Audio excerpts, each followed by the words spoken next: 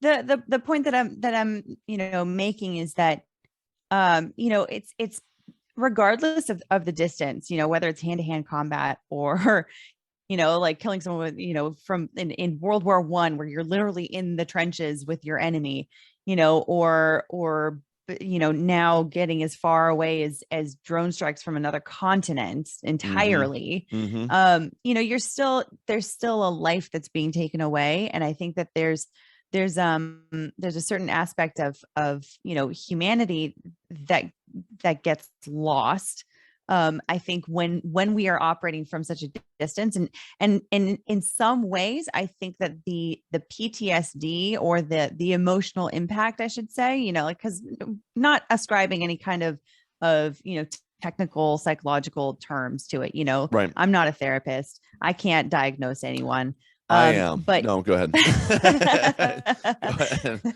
like no, but like just attack that kind of emotion. Like there's always going to be some kind of emotion when we're talking about someone losing their life. And I think that in some respects, it seems like it would maybe surprisingly counterintuitively be even worse when you're operating from such a distance, because of the fact that it's so maybe unexpected. Like I wouldn't be surprised if a lot of these people that are operating these things probably have like a sudden surprising, impact from the experience, and are like, holy F, like, what did I just do at the press of a button? Yeah, you know what though? That reminds me, what everything you're describing just reminds me. I can't help but think about my own personal response to, because sure enough, I was driving, I think just to get go get like a quick car wash in like my busy morning before I started my workday, and I was actually listening to Ricado's live stream of the Rittenhouse trial, and just as Kyle Rittenhouse took the stand to give his own personal testimony, Yes. that one personally for me hit a little too close to home. Just Oh. the way he expressed himself on the stand.